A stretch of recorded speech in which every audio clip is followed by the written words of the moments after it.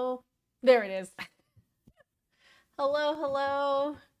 How's everyone? I'm so sorry I'm late. I lost track of time. I was editing and yeah, time kind of got away from me. So I am late.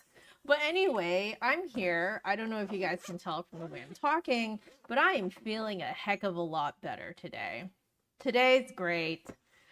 I think I have reached the point of acceptance of what is happening with John and his skin. And you know what? I'm sort of in a, like, pardon my language somewhat, but I'm kind of in an effort mood. I'm just forging on with life. Yeah, so I'm doing a lot better today. But yeah, do you want me to use the words? No. We've got minors. I know we've got young people watching this stream, so I don't want to use the whole word. Y'all tricked me into using the real word one time. I dropped the F-bomb one time. There's one time.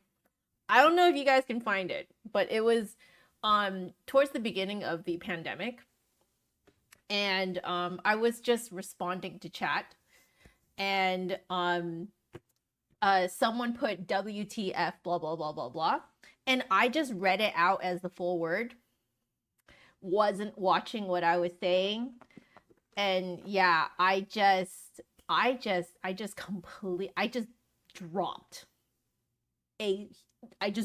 the F-bomb. But yeah, thanks guys.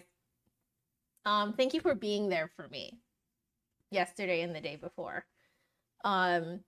It was definitely a struggle. It was a struggle to accept what is happening, but I think I have finally reached the point of acceptance. So, you know, if I need to bounce into caregiver mode, I'm, you know, for like an hour or so here and there, I can do it. I can do it now. But yeah, so let me say hi to everyone first though, while I put my flute together. Flute enthusiast, I see that orchestra rehearsals are starting back up, so enjoy rehearsal. Thank you for dropping by to say hello anyway. Hey Sean, hey Jody, hey Magic Monkey. Rogue, how are you? Rogue as in Asa McQueen. Capano, welcome back. Anyone else? I'm trying not to like drop anyone's name. Okay, if I forgot your name, it's not because I'm ignoring you. It's just because I legitimately did not see you. So if you already talked in the chat and I did not call you out, please put a little emoji hand wave into the chat so I can call you out and say hello. But yeah, you imagine off-stream Joanna's dialogue is not so different from a Tarantino movie. You would not be far from the truth. You actually would not be far from the truth. You know what? I'm just gonna be real with you guys. The only reason why I do not swear on camera is because I know that there are band directors out there who show not only my videos, but my streams during class. So because I am aware of that, I feel that due to my awareness, it is only responsible of me to try my best not to swear on camera. But yeah, I do swear somewhat like a sailor when I'm not on camera. Just so you know. That's the real me. But yeah, I just don't want to Yeah, I should totally get a little bleeper just for myself. I really should. I've considered that. I've seen some other streamers use that so that they can keep their like basically PG-13 rating on their streams. Um and yeah, so, has his condition improved? No, it's getting worse. I don't I'm sorry. I, it's very slow. With the way that with the with blah, blah, blah, blah, blah, blah, blah, blah, blah, the way that the withdrawal symptoms work is that it gets continuously worse over a long period of time.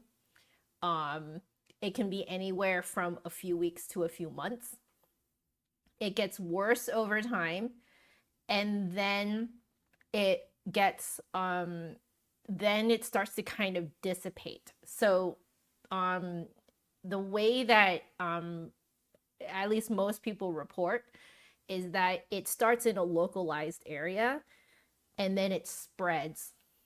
Not only does it spread, but it will also pop up in unrelated areas. So, like, let's say the origin spot for the breakout is on the leg somewhere. You will, for some reason, break out on your face for no reason, but it's just because your skin is freaking out. So we just kind of have to wait for it to pass. We don't think that the worst has come yet. So it's still spreading. So it's going to do that for probably a few weeks before it's going to come down again. So yeah, this is already not one of it's not like this is the first flare since the big one. There have been several. I just haven't told you guys because it just keeps repeating. It's like the same thing over and over. It's just that this one is the worst that we have had in, I want to say 6 months, something like that. 6 to 8 months. Like it's a big one. Like this time is a big one. And so it was like it kind of started to make me spiral. Like that meme, like, oh, this again, or whatever it is. I forget what the exact meme is. Not this again. Do the flare-ups ever stop coming? We don't know. That is uncharted territory. We'll find out. We don't know if they're ever going to completely stop, because we have a suspicion that the site that on his body that flared up, that prompted us to go take him to see the doctor to get topical steroids a few years back now. I want to say 3-4 years back now. We don't know if that was eczema or if that was TSW. That was just a flare up from the before times. The before times being the last huge blow up that he had, which was when we met 10 years ago. So we don't know if, like, how much of this is eczema and how much of this is topical steroid withdrawal. So we don't know. Yeah, it is better to ask here than in the lesson because I get to explain it to everyone. And I'm also feeling better about it now too. So like I think I'm a lot more frank with how I'm describing it right now. Hey Victor, welcome to stream. Will there be an end to it eventually? We also don't know. Don't know. Uncharted territory. Have no idea. We have to wait and see. Some TSW patients have gotten lucky and they only had 6 months to deal with it. That's it. Other people have been dealing with it with their own personal case of it for more than a decade. I think the longest one that I have heard thus far, and they're still going through it, is 12 years. So I don't know.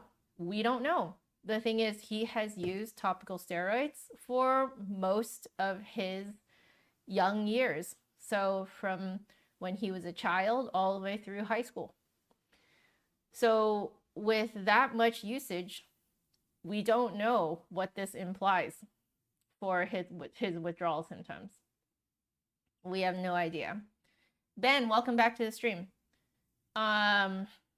So, you know, that is, you're never going to use them now. Now, I will put that out there. Now, I know it sounds scary, okay? But you know what? TSW is an obscure reaction. It is an obscure condition. There are really not that many people who have it. We would say that most people will not respond to topical steroids the way that John does. So just to give you an idea of how obscure this is, we know no one in either my circles or John's circles, we know no one who has it, who has the exact same symptoms. Now, we found someone, but it was because I opened my mouth to talk about it to a student, and a student knows someone who knows someone. So it's kind of like how many degrees of separation is that? 1, 2, 3. So it's like 3-ish, 4-ish degrees of separation. Yeah, I think it's technically 3 degrees of separation. And you know, it was awkward at first, but I decided to reach out and say, hey, do you want to talk? We connected. And when I asked them about how many people they know who has it, they also said, we're the only, like, John is the only other person that they know about who has it. And their symptoms and John's symptoms are exactly the same. The triggers are slightly different, but the symptoms are exactly the same. And it was surreal to talk to someone, and it's still surreal to talk to someone who knows the exact symptoms. But that's it. They also said that no one in their circles, in their spouses' circles, no one has it. So it is extremely obscure. So yes, it's scary, but the thing is, it's highly likely that you will not respond to topical steroids like this, at least not to this degree. So, yeah. I also hope this also comes to the surface and it's not a shame thing. It certainly has been difficult for me to talk about it, simply because of how obscure it is. I've definitely gone through the motions of like figuring out how I feel about it. How do you talk about it? What language do I use to talk about it? But yeah, there you go. It is astronomically rare. It's very rare. So like, I don't want to scare other people into not using topical steroids, because in some cases it absolutely can be life-saving. It can be. Okay. Now, what I will say, which is what the doctors should be telling you, is that you should only use topical steroids for 2 weeks at a time, very sparingly, and then take a long break off of them. Okay, only 2 weeks at a time. Technically, like every like dermatologist should tell this to you, every doctor should tell this to you, and every pharmacist should tell this to you. This should be common knowledge, but it is not. That part I will stress, that you should only use it 2 weeks at a time. So, thank you, Sean. That's so sweet of you to say. No worries. I have been very forthright with all of you guys, the viewers, and with my own students. I do let you know if I'm not feeling great. I had to, 2.5 years ago when John's skin really exploded. My students who are still with me now, have told me that they remember what I was like 2.5 years ago. Apparently it was like a zombie showing up to teach you. That was apparently what it was like to get lessons from Joanna 2.5 years ago. And I did make it very clear. I actually sent out an email to all of my students to tell you guys that, like, hey, life is not good. Life sucks. And, you know, I actually shortened my hours of teaching because I could not get up to teach a 9 a.m. lesson. Just could not do it. So, you know, we're a far cry away from that now. But yeah, I'm much better today. I am doing much better. I think it's because I did like give myself the time to like accept what is happening to us, mostly to John, but essentially I have to go into caregiver mode at a moment's notice. So, you know what? At the end of the day, we're still safe. We're relatively healthy. We love each other. John and I have each other. And honestly, that's all that matters. It's fine, you know? So, thank you guys for giving me the space to figure all of this out, and all your kind words and understanding seriously has been really, really helpful. So, hey, Deanna, welcome to the stream. How are you doing? I'm feeling a lot better today. You could probably tell from the way I'm talking. But yeah. Anyway, we got the flute out. We should start practicing so I don't go overtime too much. But here we go. You know, I forgot to plug this in. So we're going to see if it lasts for today. We'll see. Okay. Then we need to go to our practice screen, turn off our desk cam. Let's get our timer going. All right. We are almost ready. Almost.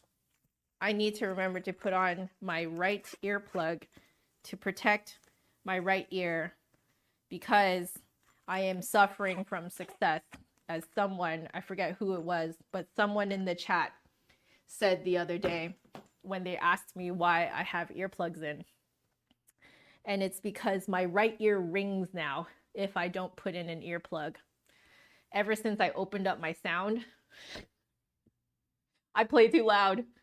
Okay, here we go.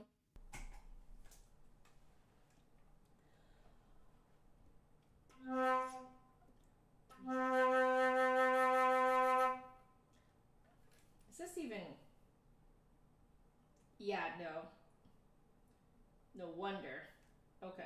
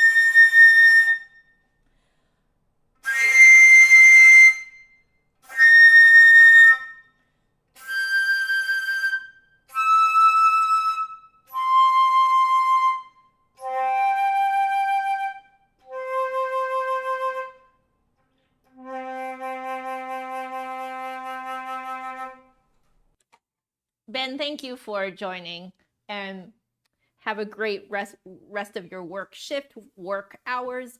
I do agree with what Ben said, that anything over high C is too much for the right ear. I experience exactly that. So like I would say anything, basically anything in the third register, now when I play with like this much support, it's too much. It's way too much for my right ear. And Carlos, I just saw what you said. You know, I think that as patients, we think to ourselves, oh, this topical steroid stuff like really works. Like it just immediately makes like the irritation go away. So I should keep putting it on. So like a lot of people, even if they're told the 2-week rule, it doesn't stick. Like you have to like plaster it over everything to make some people get it into their heads. I mean, John got it into his head a little bit like, too late actually, because he had been straight up told by so many doctors in the 90s to just keep putting on topical steroids, because in the 90s was sort of the Wild West of a lot of medicine. So that 2-week rule didn't actually come out until he was much older. So, Hey Lemonade, how are you? Hey Nicholas, welcome back as well. Hello. Okay. Oh, Sean, thank you so much for leaving yourself in the chat. Okay. High C came out, no problem. So I have been messing around with some stuff. I can see that there's some people in the chat here that may have not been around while I made this discovery. With the help of one of my students, they sent me a presentation that was based on a book that was like an article that was written like in like 1975 or something like that. It's an article written by Richard Hahn titled, I think it's the flute? Wait, let me just read it out, what the name of the article is. So, so it's The Flute Embouchure and the Soda Straw from The Instrumentalist. I guess it's issue number 30 or like 30 number 3. Yeah, published in 1975. So what he did was he took a straw and just like blew into the flute and then like messed around with the straw. And what he found was that if you didn't move the straw closer to the opposite edge of the lip hole, you would have to blow, or it might have been like a different article. I think it was like a different dude. Neville Fletcher. He wrote an article as well called Some Acoustic Principles of Flute Technique. So what they found was that if you don't move the aperture between your lips closer to the opposite edge of the lip hole, you would have to blow 4 times as hard to get to an upper partial. So, however, if you just scooch like the straw forward, you would just get closer to the opposite edge of the lip hole, and thus the opposite edge of the lip hole will catch the higher airspeed coming out of your mouth or out of the straw. So this is not unlike like a fire hydrant or a fire hydrant hose or something. You don't want to be right in front of it because you're going to get so hurt, okay? Because that water pressure is just going to like, kill you basically, right? But if you're far away and the water hits you, like at least you're just going to get wet, but you're not going to get hurt too from the water pressure. It's the same type of thing. Like when the air leaves your mouth, it is the fastest closer to the aperture between your lips. So I've been messing around with this idea and like really learning how to like jut my lips forward for high notes. That kind of motion. And holy cow, it makes it a lot easier to play those high notes, and then I don't have to overblow them. Easier to support them. It's just fantastic all around. So I've been messing with that since last week, and I was waiting for the day that I would get that high C out, no problem. And I guess today is the day. Hey Chris, how are you? Joanna the firefighter. Exactly. So it's just like, this is an interesting concept that I have been working with, and it seems to answer a lot of questions. So for example, if you have to wear braces, the braces will push your lips forward into a more forward position than normal. And what a lot of people find is that they no longer can play low notes, but they can play high notes, no problem. Like middle register and higher notes, no problem. I mean, it's not that much of a surprise if your braces are literally just pushing your lips forward and thus closer to the opposite edge of the lip hole. So, you know, there's a lot of implications that come from just knowing this basic principle of flute playing. I just can't believe it wasn't spelled out to me until last week. And I was like, holy crap, this just is like the holy grail key to figuring out a lot of this stuff. Let's see. So opera singers tend to do a similar thing. Once you place the note, your lips go forward into an ooh, showing your top and bottom teeth. Interesting. That's so interesting. I had no idea that works in singing too. That's wild. Yeah, air and water dynamics are pretty close. Exactly. So like if you needed to explain this concept to someone using the water hose like kind of a dynamic, the water hose metaphor works really well. So yeah, it's working on me too. So I'm very excited. Let's move on to Della Sonorite. Ooh, very exciting, very exciting. Okay, so we are now on page 18, number 17. Here we go. Okay. Bass note is low register 8, and then we are jumping to every other note tongued.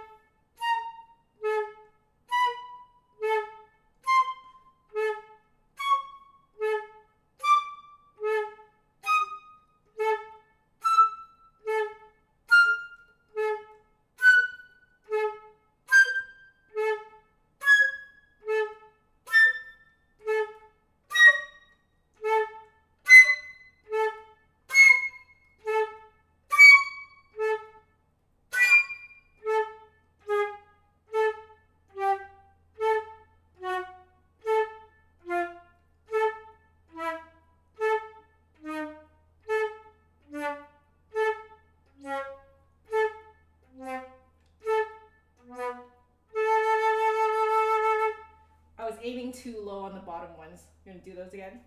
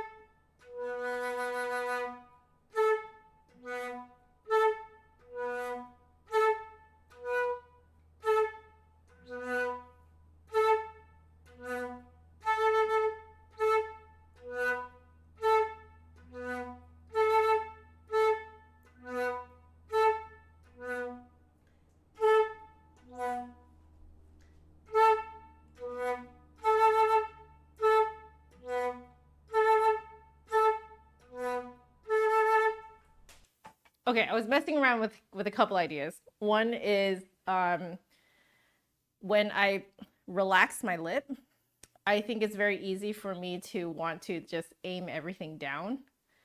And in aiming everything down, I think I'm accidentally bringing my top lip closer to the opposite edge of the lip hole, which is not doing me any favors. So I was kind of like making sure that I'm staying nice and far back, which means I have to blow more across, which is something that my master's professor told me a long time ago. She was like, blow more across for low notes. She's right. So again.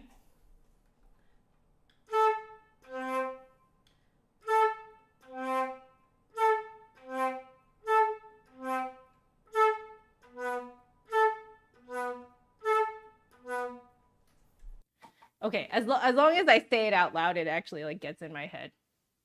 Yeah, I should probably do this in threes for sure.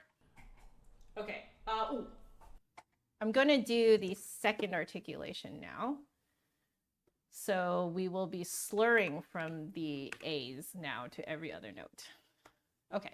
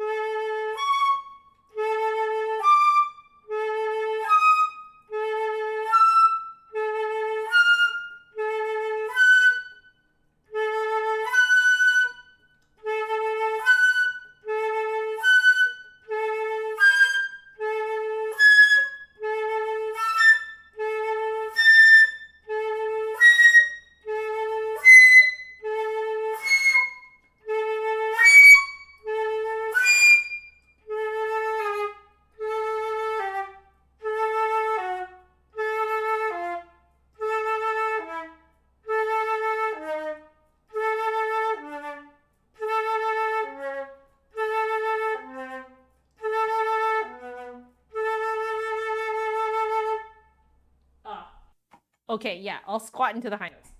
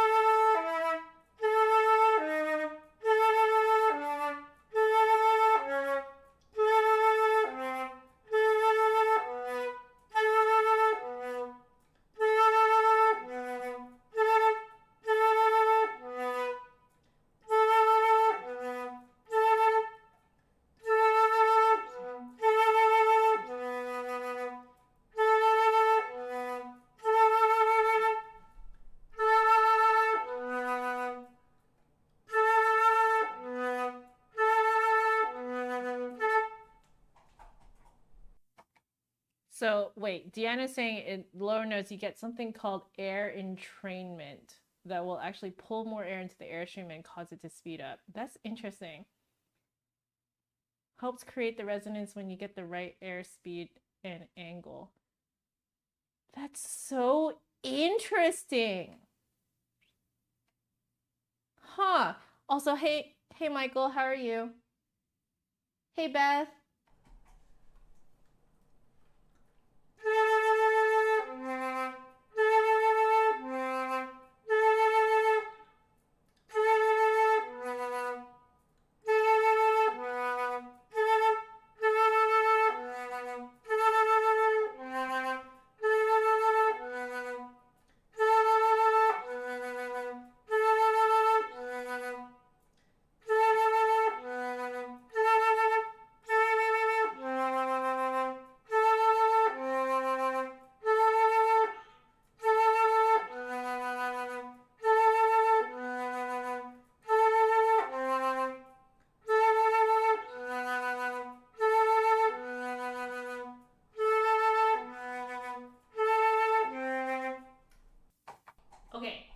Okay.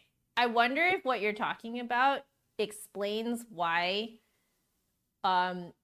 you actually need a very, very, very like low airspeed for those low notes. Maybe it's because of that, what did you call it? Air entrainment. You worked in the HVAC field for 8 years. Well, I mean, you would know how this stuff works then.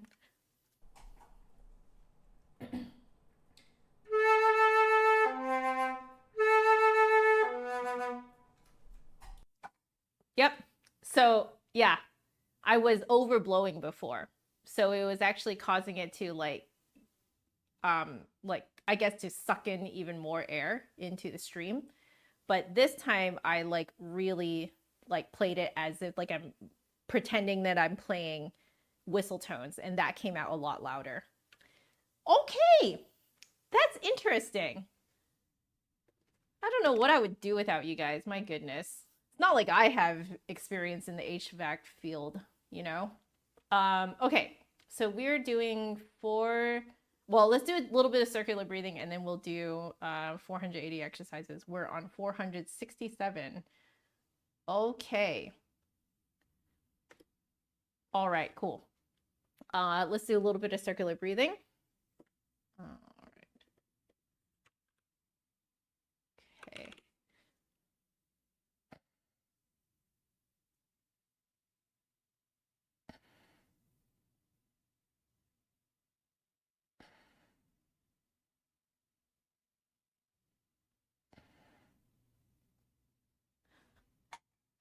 Oh, that's interesting. So if you blow too hard, you can destabilize the airstream. Is it because it's such a low airstream? That's so interesting. So that explains why you have to like play very lightly on the bottom, and then ironically it's actually louder as a result. Air entrainment. I'm just gonna look it up really quickly.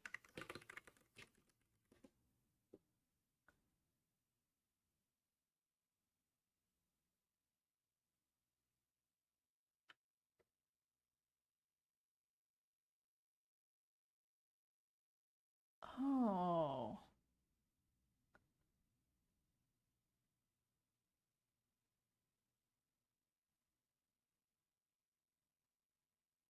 I'm seeing a lot of stuff with bubbles in concrete. Is that essentially kind of like working with the same idea? Hmm.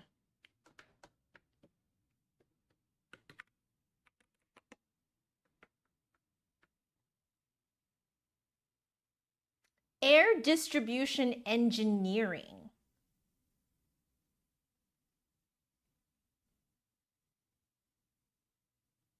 I looked up air entrainment in terms of HVAC. Okay, wait. So what is entrainment? So, okay. Entrainment. Okay. Entrainment, according to this article I'm reading here, Xair blog, entrainment is defined in the simplest terms as to draw in and transport something as such as solid particles or gas by the flow of liquid. To draw in. Interesting.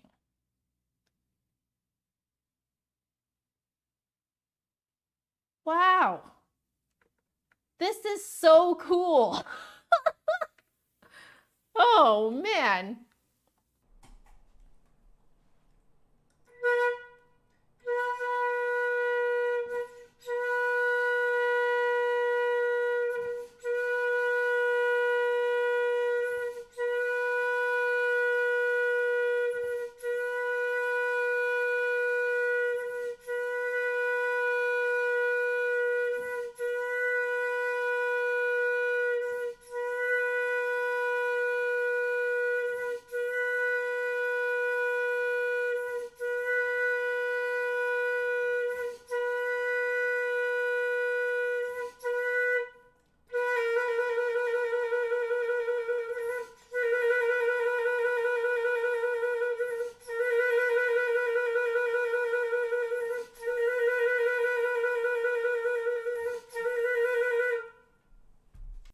we take that.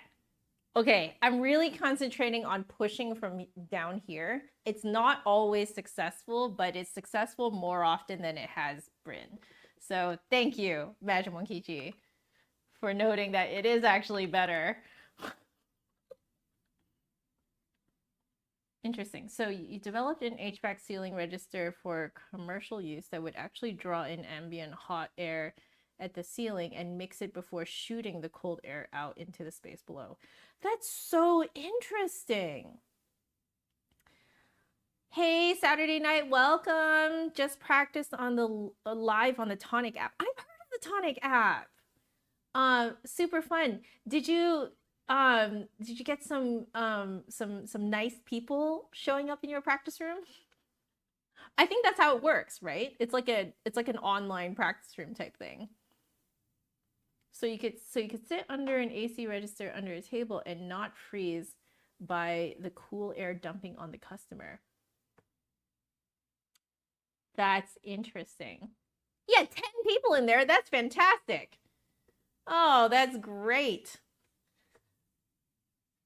Okay, we're on Moyse 480 exercises. So, oops, 467 looks like 7th chords on root B flat. Okay.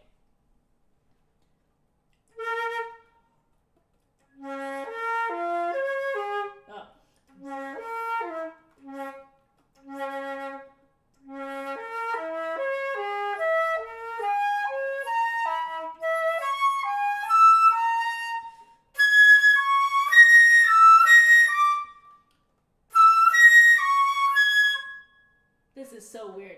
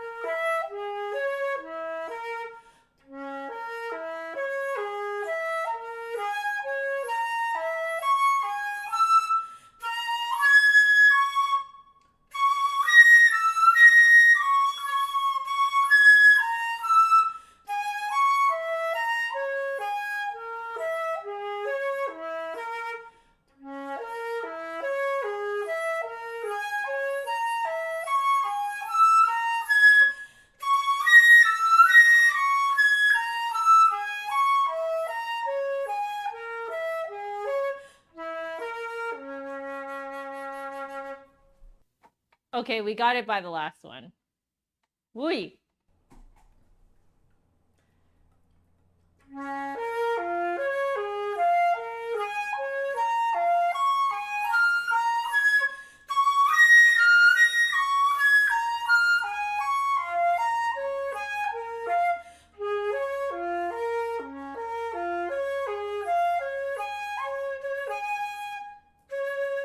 Nope.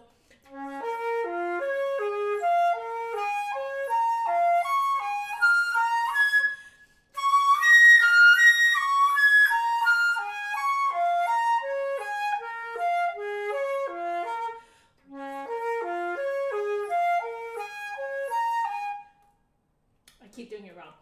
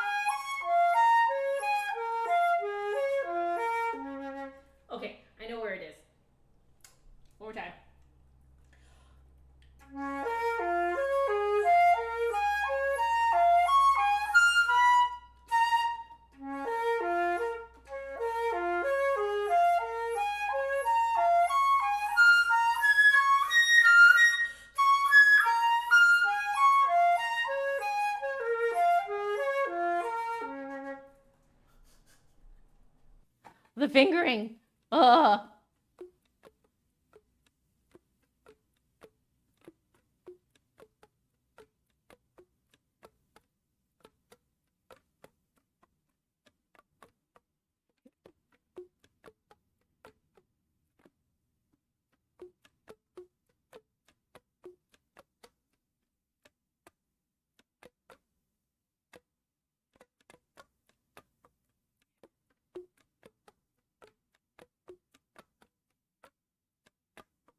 Okay.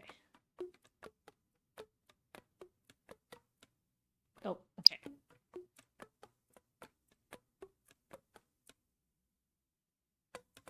Okay.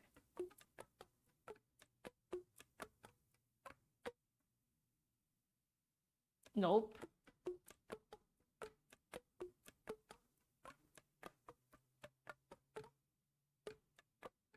Okay. Okay. We try it again.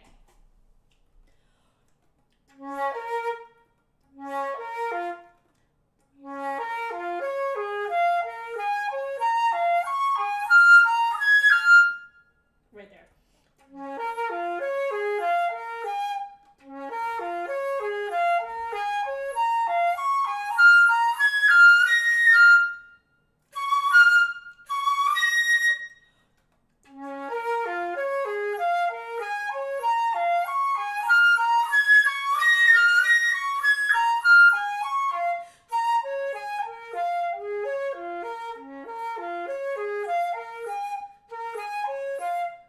Oh my gosh.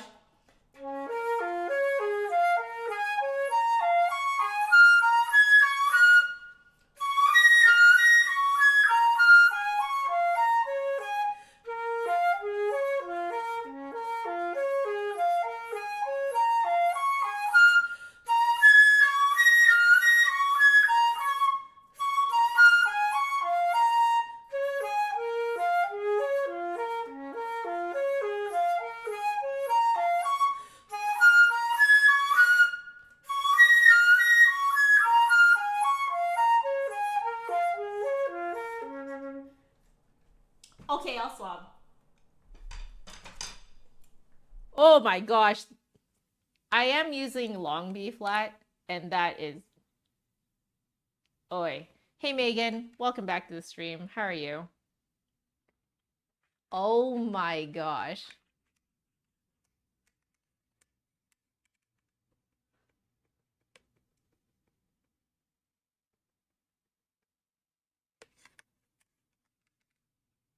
Jasmine Choi apparently just hangs out in like tonic.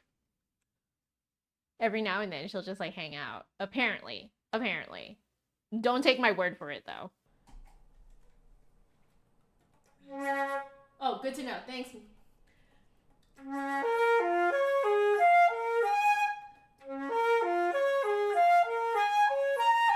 Oh gosh.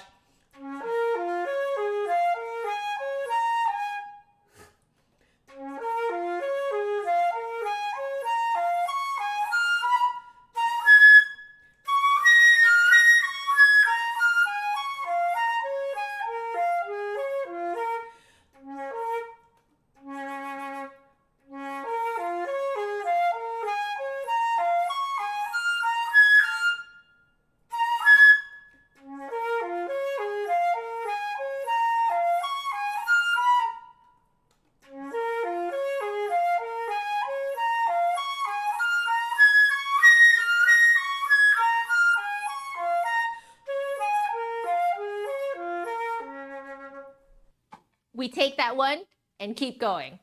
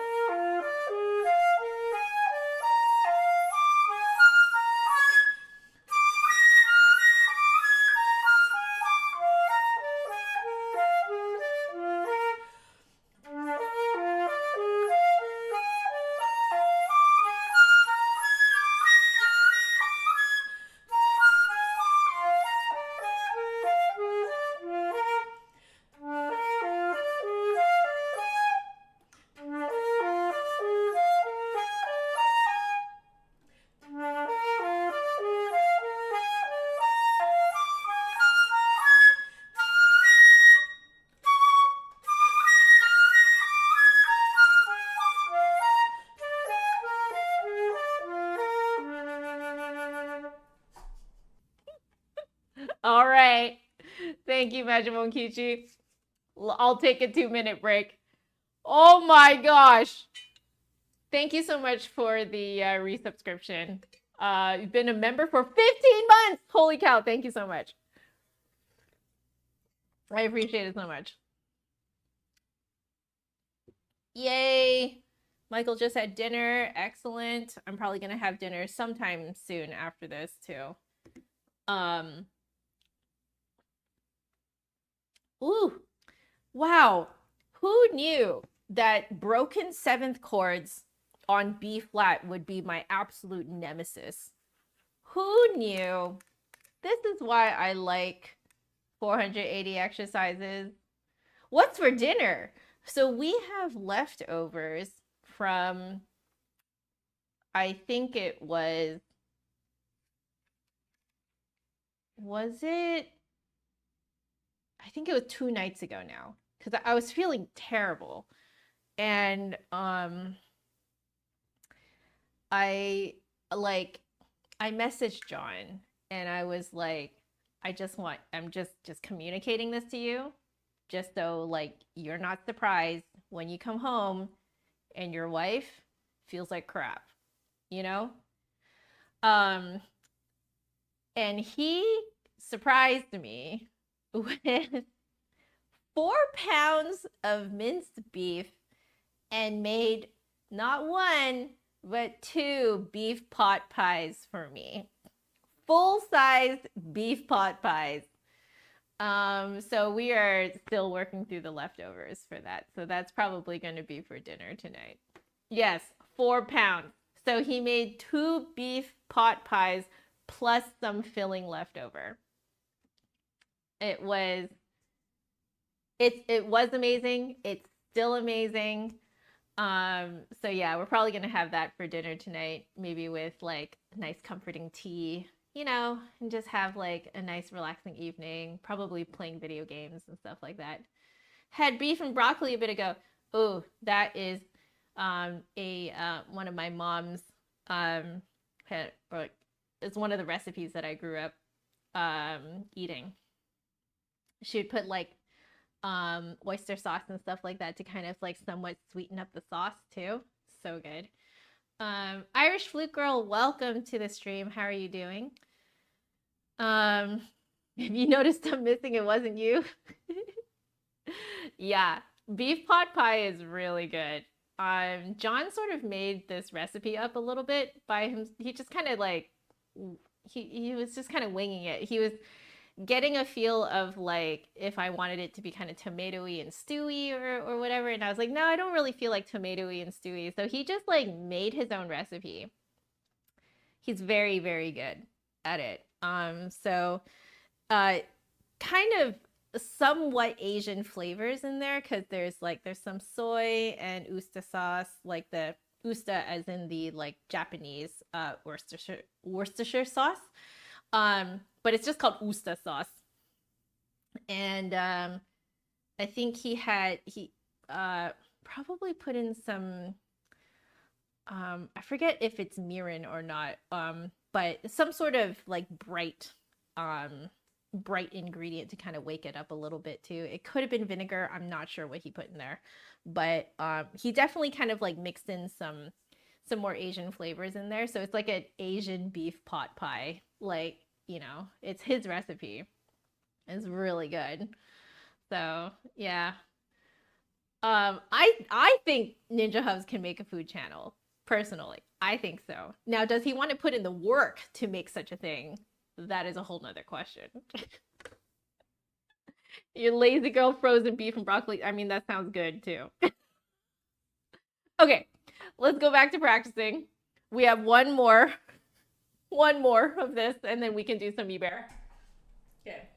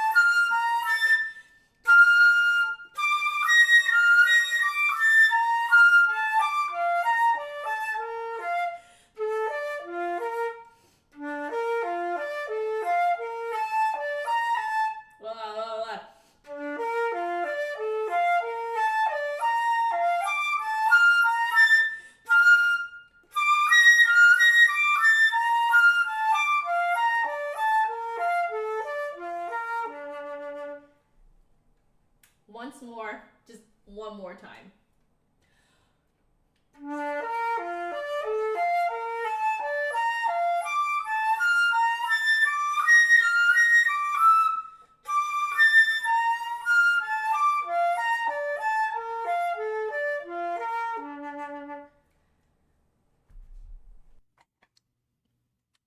We take it. We take it. My brain does not like that today. Whoa. Whoa.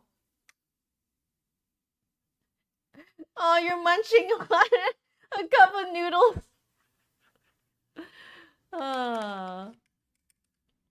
Hey, that's so fun, Michael. I'm glad you had fun.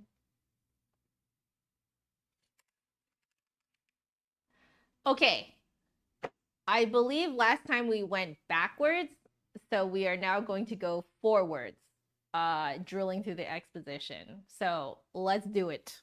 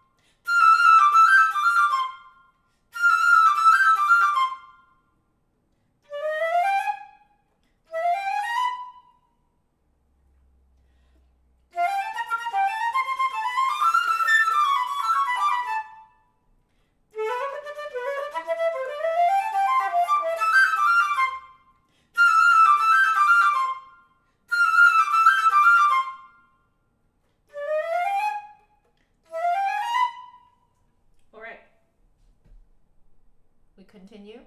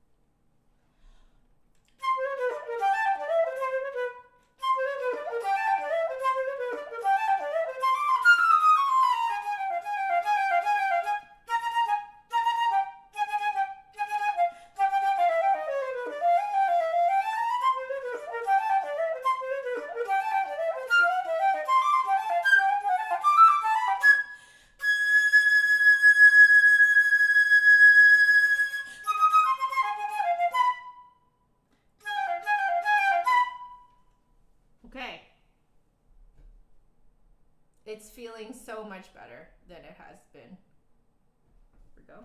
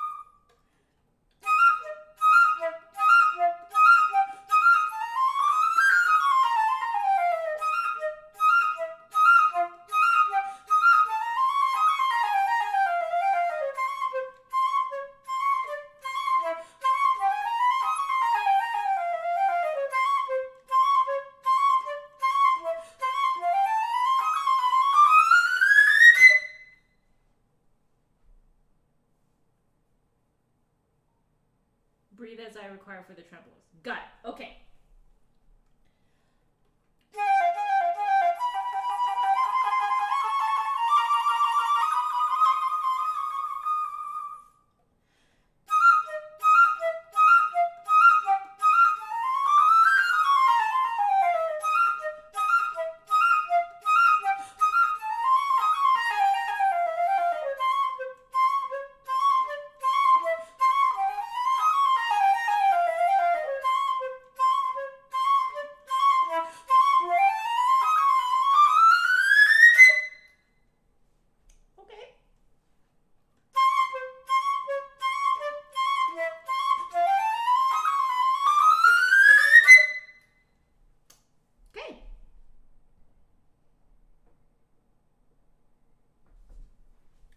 Not mad.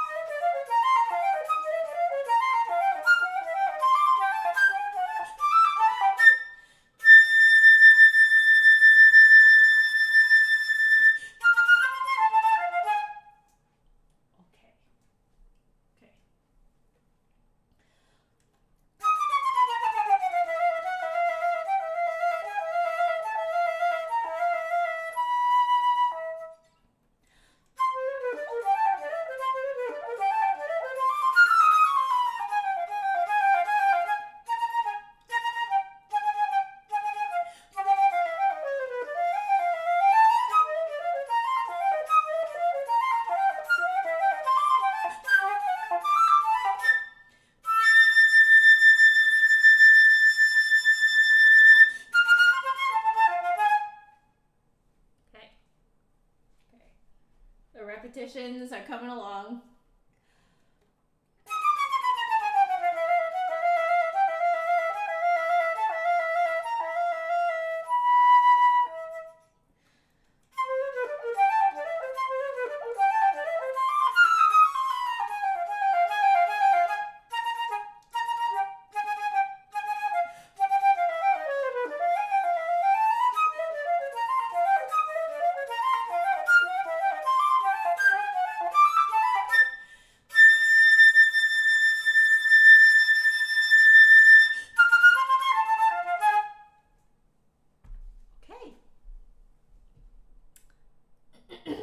Not mad.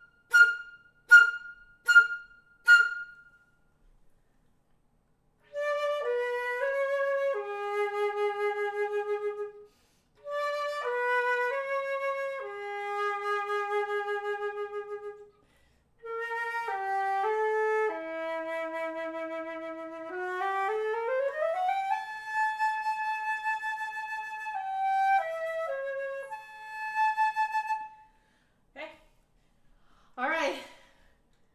The repetitions are paying off.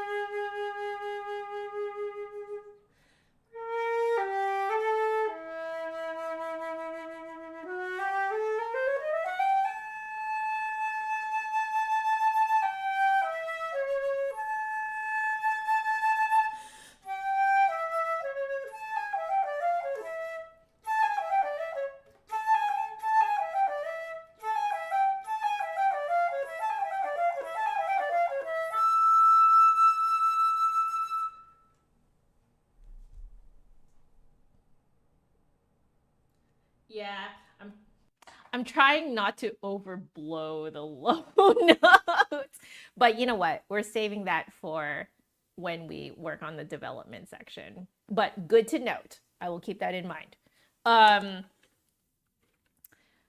Okay. I'm feeling very good about the exposition now, but kind of like how when you think you are well again, give yourself another day to kind of like, you know, ease into it. I'm going to just let myself keep drilling the exposition tomorrow again. I really want to get into the development and start doing repetitions of the development, but that might be a next week thing. So we'll still drill the exposition tomorrow.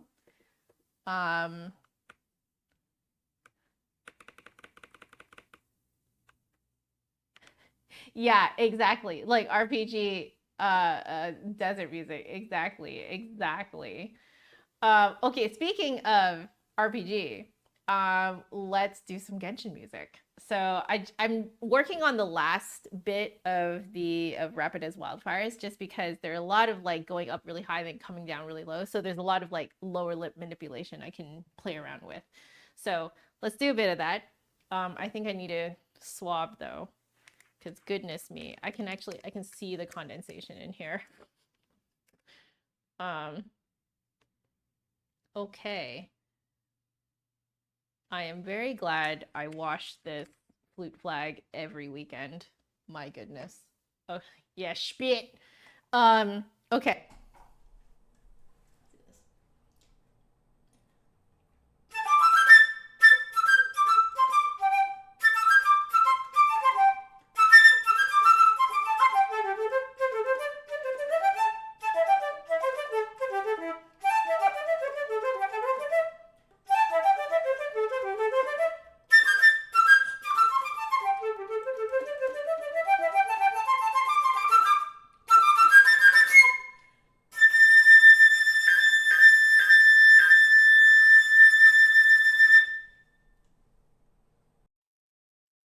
Know if spit was a command. Let me know what it should say though. I can make it.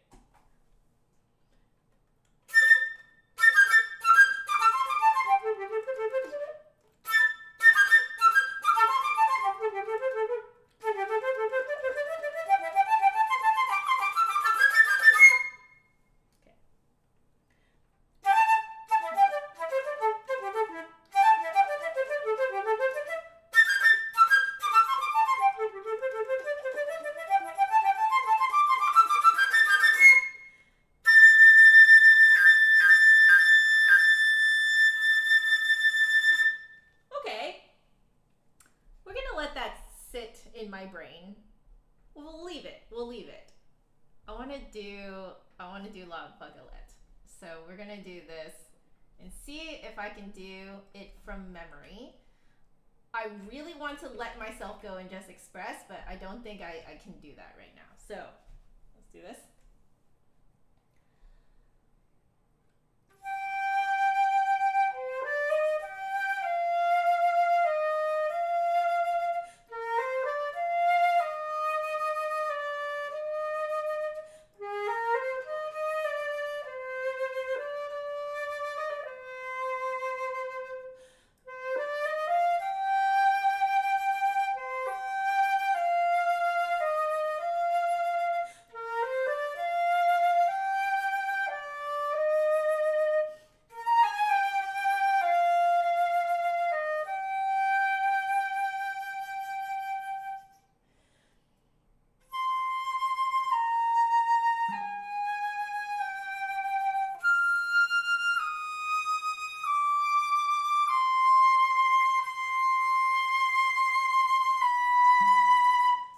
That's Hubs. Give me a second to plug in my headphones. Let's see what Hub's saying. What is Hubs saying? Hi, Hubs.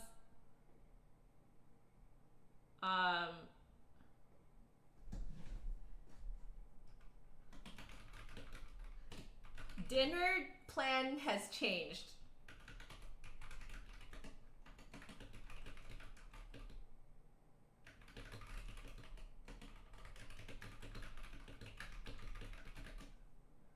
dinner plans have changed. Very important. Okay.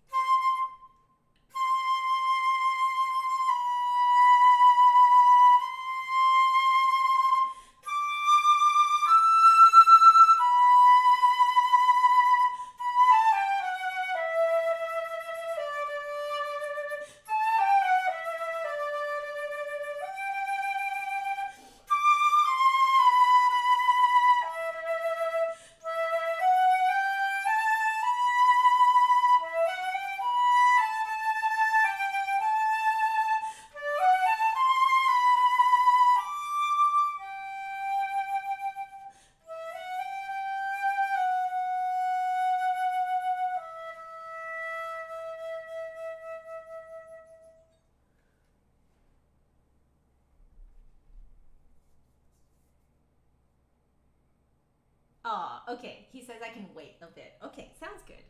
How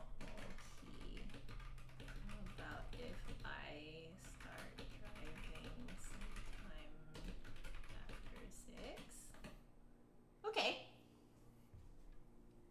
Plan changed. We're going out. We're getting Sichuan food. Have you guys ever had Sichuan food? Here, I'll switch to this microphone. Have you guys had Sichuan food? It's delightful. It is spicy, it is numbing, and it's I love it. I know some people hate numbing spices, but I'm like salivating, like talking about it right now. The numbing spice, I didn't even know about numbing spice until John like showed me the way of Sichuan cuisine. Yeah, it is so good. So I don't know what we're gonna order tonight, but we have a few kind of like staples that we like. There's like this popcorn fish that we like. There's also twice cooked pork with, I believe it's cooked with like twice cooked pork. Yeah, there's twice cooked pork with like leeks. It's so good. And then there's another one that's like it's like a hot pepper chicken, but it's basically sauteed chicken in like chili oil with cabbage, and it is so good. It is amazing. Anyway, let's do another run of La Vaguelette. I need to get my repetitions in for La Vaguelette.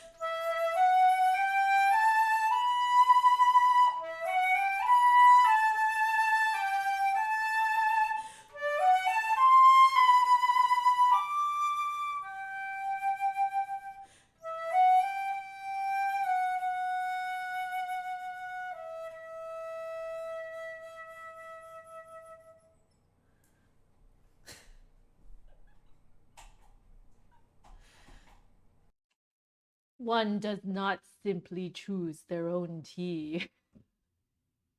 How many of you guys are Lord of the Rings geeks too? Okay. Got my repetitions in. Time is up, so I don't want to go over too much, so let's call it a day today. But I will clean up in front of you guys. the whole cleaning up in front of you guys thing really started out because I just wanted to keep talking to you guys while I was cleaning up. But I think Magic Monkiji was the one who mentioned how I'm actually setting a great example for you guys to clean your flutes too. So, you know, we's doing it. Nobody here ever geeks out.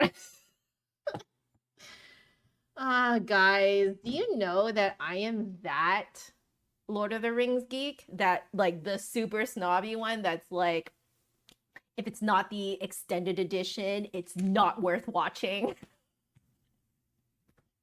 Oh my gosh. That is the type of idiot I am, guys. Um, do you guys remember that dress that I wore for Halloween? My like cross between Arwen and Eowyn dress, because that simplicity pattern was like the only one that I could find that was remotely close to the dresses that they wore.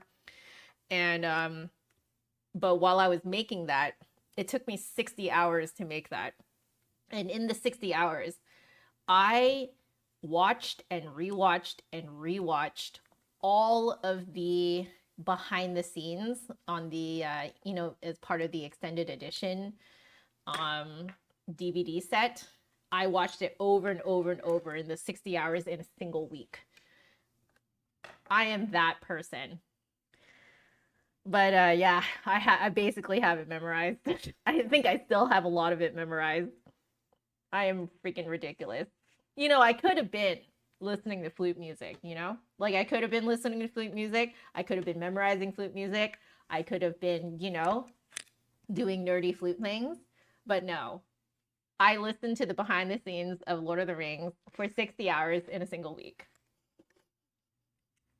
You're going to see it on IMAX on Sunday. I heard that it was coming to some theaters. Do you know if it's the extended edition or the theatrical? That is amazing. So Rogue, you're going to see it in IMAX on Sunday. Deanna, you saw it in IMAX. Do you know if it was the theatrical or the extended?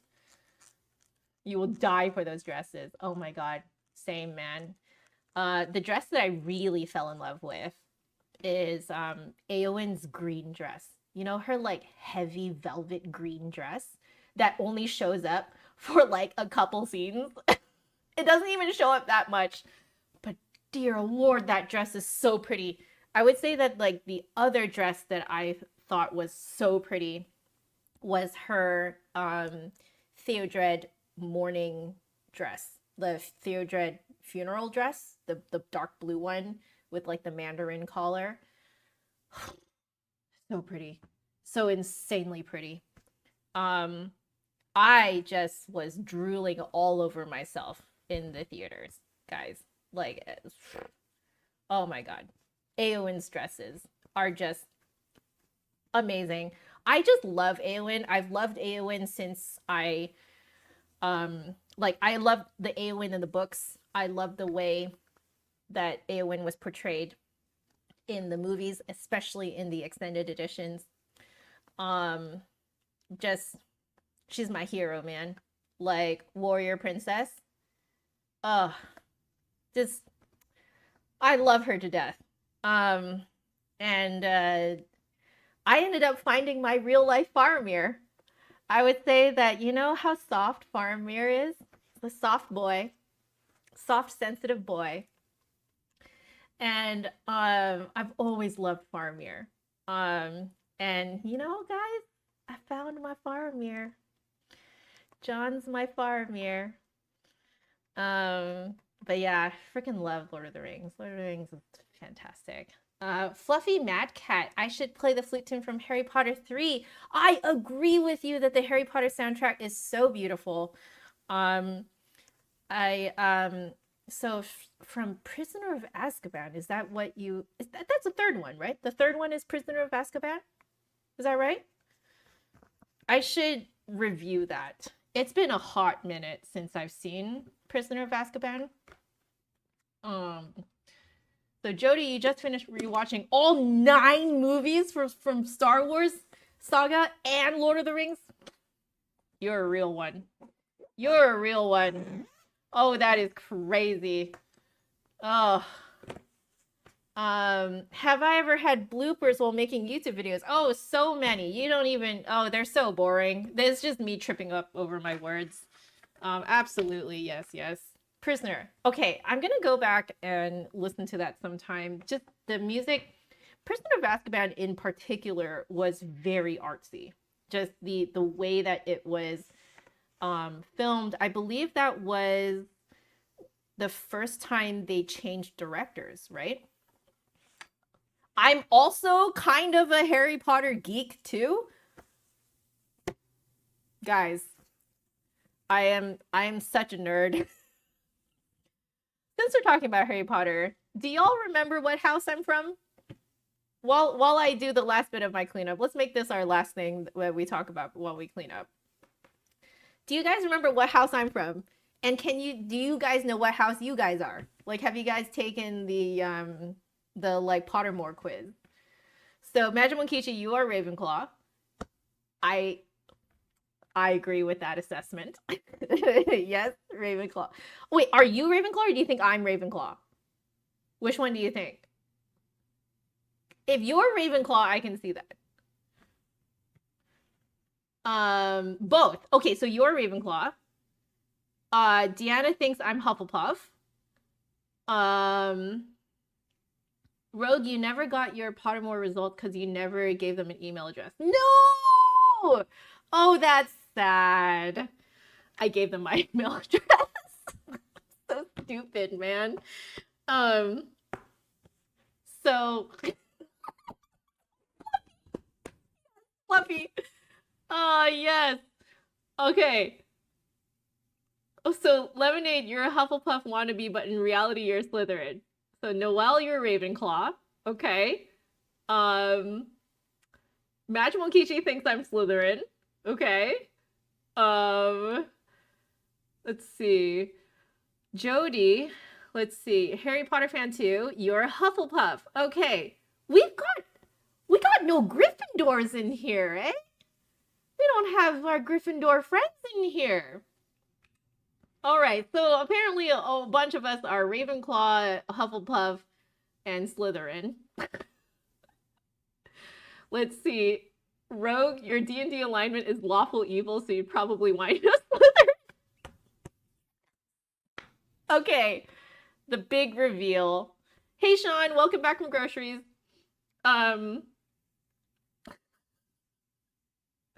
Let's see. So Deanna, you took it once and was a Hufflepuff, and then you took it again and you were Gryffindor. Oh, interesting. Carlos is Gryffindor. Okay, so we do have Gryffindor in the chat. We do have Gryffindor in the chat. We got a nice mix. We got a nice mix in here. And yes, Carlos is correct and Magic Monkichi is correct. Big reveal. I am Slytherin. So I haven't told this story in a hot second. So I had a very similar experience as Fluffy Mad Cat here. So Fluffy Mad Cat, I think earlier you were saying that you were let's see. No, Lemonade. Lemonade was no, Fluffy Cat did get it. You kept getting Slytherin. You didn't realize you're a bit of a B word. I'm not going to say it out loud, okay, guys, because this is viewed by minors, okay? Lemonade also said that you're a Hufflepuff wannabe, but in reality, you're a Slytherin. So, guys, I am just like you. So before Pottermore was a thing, there was a whatchamacallit, there was like one of those personality quizzes, but that was based on the Myers-Briggs test. So it was like the most comprehensive personality test for placing you into a house. This was before Pottermore. This was fan-made. And there were so many questions. There are more questions than on the official Pottermore that came out later, which I also took.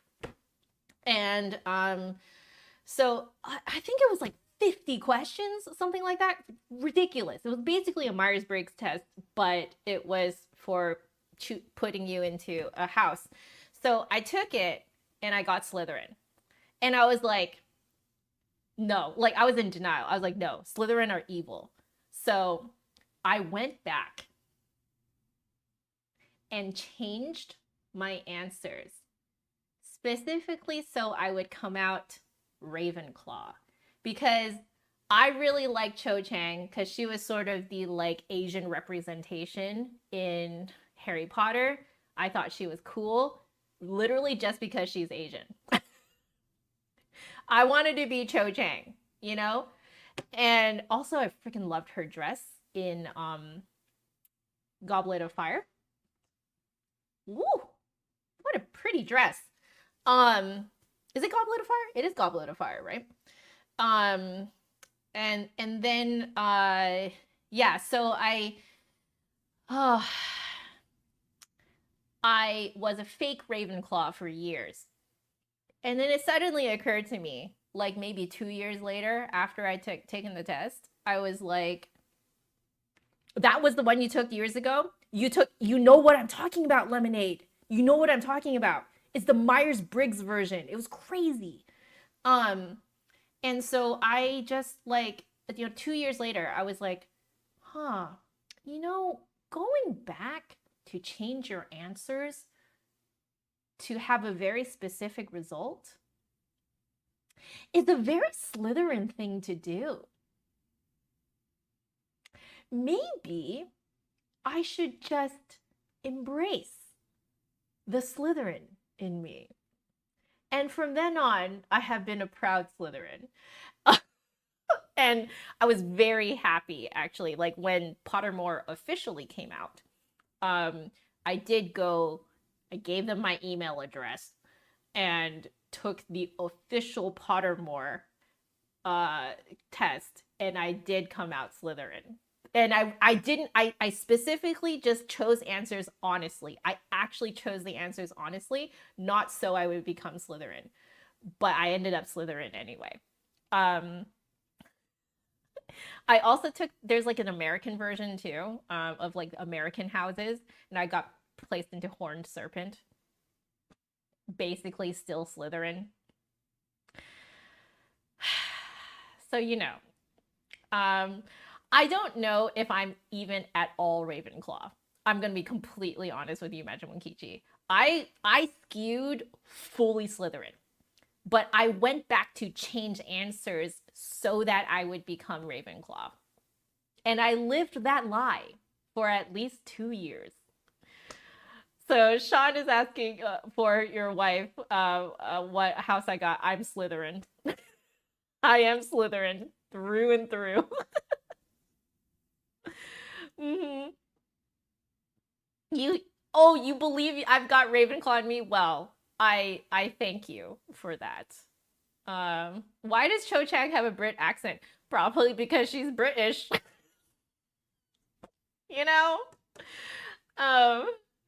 I mean, cause Hogwarts is technically in the UK, right? So, guys, I love that there's a nice handful of Slytherins in here. And not only Slytherins, but Slytherins who lived the lie of being in another house for a while before embracing the fact that we're Slytherin. You guys are just like me.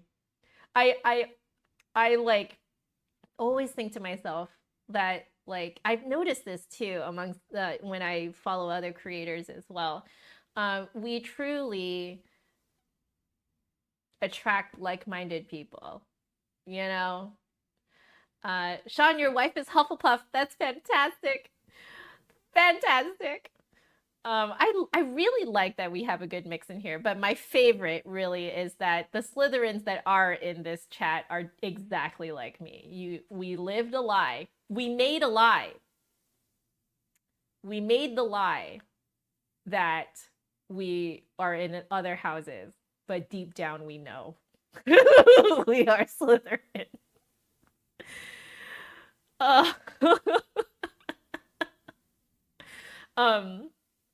I think the ambition plays a very big role in being placed as Slytherin. So if you're a very ambitious person, and ambition, I find, comes in many different forms. I think a lot of people think of ambition as like taking over the world and power and blah blah blah, right? But like it's not. Ambition is like if you have like a very strong conviction that like you think that there is something in the world that you think that you can make better, and it can be like the littlest thing, it doesn't matter what it is, but if you have like a very strong conviction that you can do something to make it better, I find that essentially you're going to be placed in Slytherin.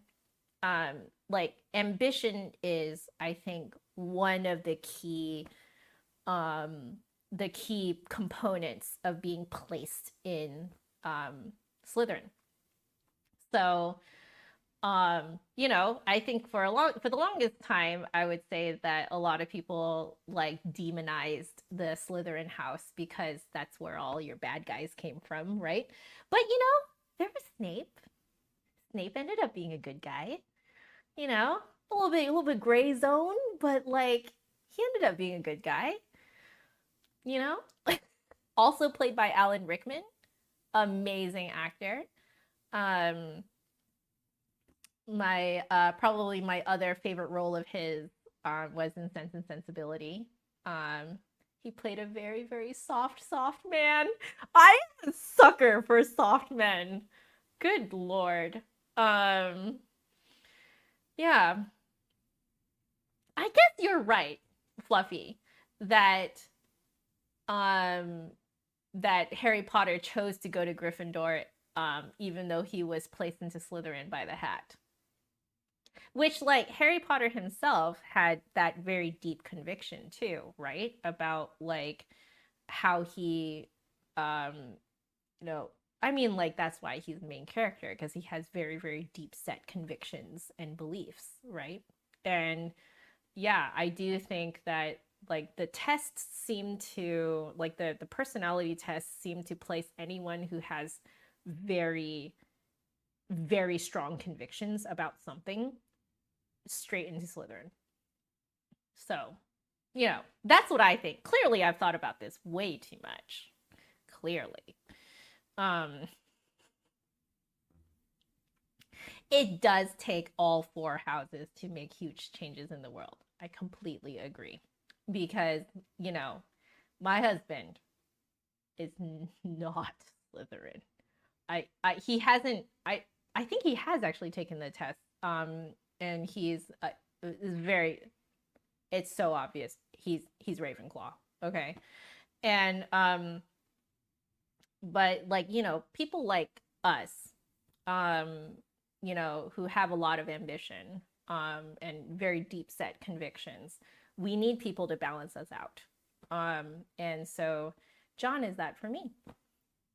He does not have as like fiery convictions as I do. He has a backbone though. He has a backbone, like an absolute immovable backbone. But he doesn't have the same kind of convictions that I do, you know.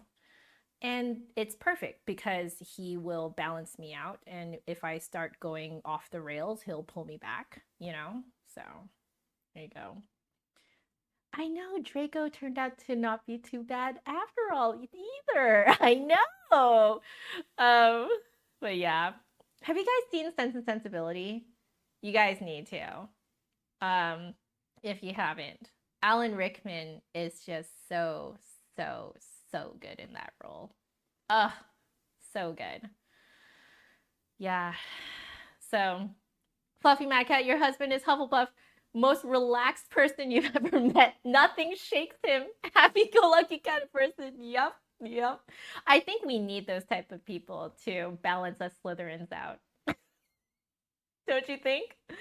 Because like if the whole world was filled full of people like us, I think we would all be horribly anxiety ridden. You know. You liked Ninja Hubs playing piano in the last video? Wasn't he so cute? He was so cute. I love him. Yeah, I gotta say goodnight to you guys too. I've already been sitting here for way too long. But we caught Alden. Hi, Alden. I'm so sorry that you caught the end of a stream again. But how are you? I hope you're doing well. I'm doing better today. You probably tell from the way I'm talking, I'm a lot more chipper today. No worries. Don't be sorry for being late. I'm glad that I caught you, so at least I can talk to you for a little bit before I go. Have I made YouTube videos with my husband? I made one. So if you just go to my channel and search using the search function, search husband, and you will see the one video that I made with him. It's us playing Wandersong or him watching me react to Wandersong. And it's very cute. I do enjoy that one. Yes, yes. You know what, guys? I am just going to find it. Let me find it. And I will drop the link into the chat for you guys. How about that? I think I'm the only one who could drop a link into the chat. So give me a sec. Husband. There it is.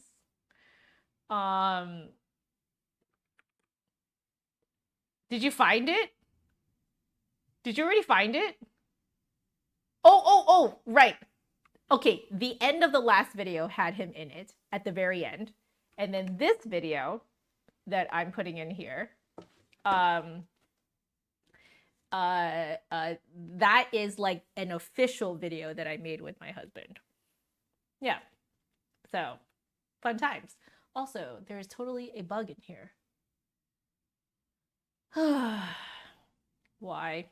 Why me? Okay. Let's see.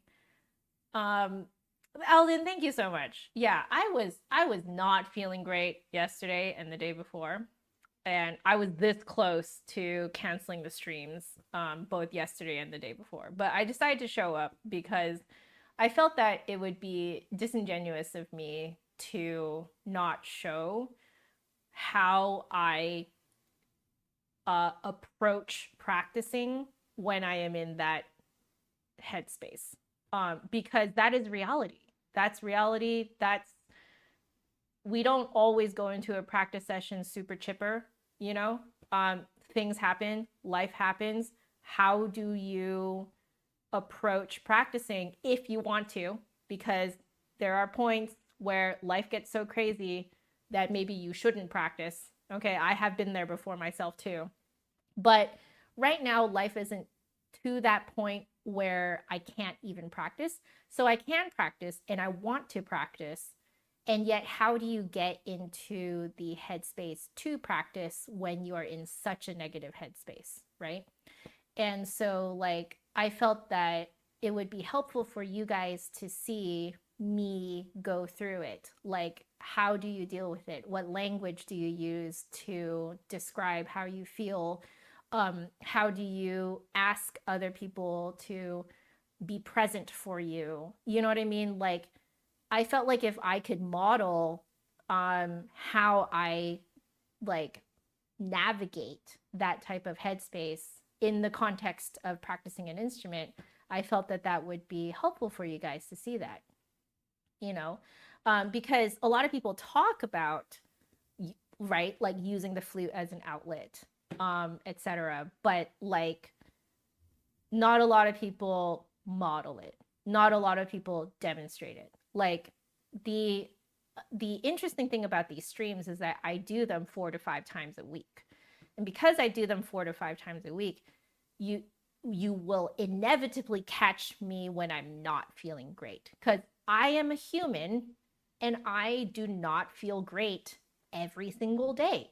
I have normal emotions and I have normal hormonal cycle and I have like I'm just a person, you know, I'm just a human. And so I will also have bad days. And I think that it's an interesting way to catch me on a bad day and for me to model how to navigate it in a healthy way. Because I certainly would have liked to see that myself. I feel like that would have helped me a lot many years ago. Yeah, exactly. I'm a human. I know, right? Um, so, oh yes, happy Chinese New Year to everyone too. If you guys want to see a little bit more about like, you want to hear me talking more about Chinese New Year and Chinese traditions and my personal my personal traditions that I grew up with, I did stream um the Genshin Impact Chinese New Year event, Lantern Rite. I streamed that last week. So if you go to my flutist off hours uh, playlist, you should see it like as the most recent thing. It's in two parts because I had to split it up into two. But I talk a lot about my upbringing, the different traditions, Chinese traditions, my heritage. So if you want to get to know me more in that respect, that is a great way to do it. You could just put me in the background while you do other stuff and listen along. You don't have to watch the entire thing. There is a warning though. I will warn you that I cry. I cried. The story went kind of personal, and like the Genshin story went kind of personal, and I did cry. But I did explain after a bit after I cried why I cried. So yeah, that's a great place to get to know me even better. But yeah, I do need to say goodbye. I thank you all so much for joining me today. It was a really, really fun practice session. We learned some things, tried some things, and then we talked about Lord of the Rings and Harry Potter, and it's fantastic, and I feel very fulfilled and wonderful. So thank you all for joining me today. Thank you for being present. Thank you for being kind. Thank you for just being wonderful people. I am probably the world's most spoiled content creator and streamer because you guys are just so kind. So yeah, keep being awesome. Take care of yourselves. Stay happy, healthy, and safe because there's no music without the musician. I will see you guys tomorrow at 11 a.m. Pacific time. Alrighty? See you guys later. Bye-bye.